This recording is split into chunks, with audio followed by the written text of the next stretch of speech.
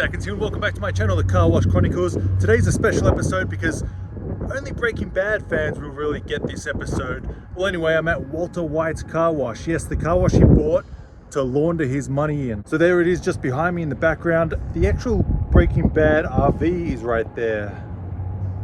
There it is. The RV from Breaking Bad, they do tours on it. And I'm about to go through the Mr. Wash. In the actual TV show, I think it was called A1 Car Wash, and then it was like an octopus car wash, but now it's a Mr. Car Wash. I think Mr. Car Wash is starting to take over the whole express tunnel scene, but I'm gonna go through it, see what it's like, and see how clean it actually washes my truck. Maybe if Mr. White or Heisenberg is in there, we can have a little car wash chat and see what his car wash business is doing, and maybe he can give me some tips on mine. And okay, that's too far. Anyway, let's go check it out.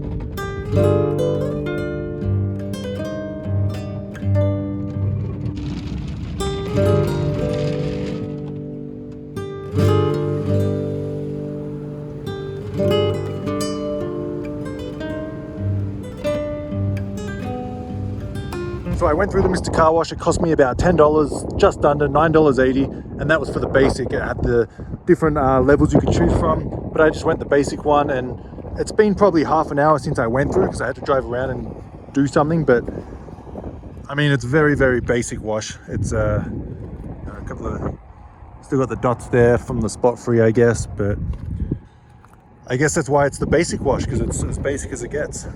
And this is directly in the sunlight, so you should be able to see any marks on it. The bonnet looks pretty good. The roof looks pretty good. It's not bad. If you're on the run and you don't want to get out and wash it yourself at a self-serve car wash, I would just say run it through the Mr. Car Wash for about $10.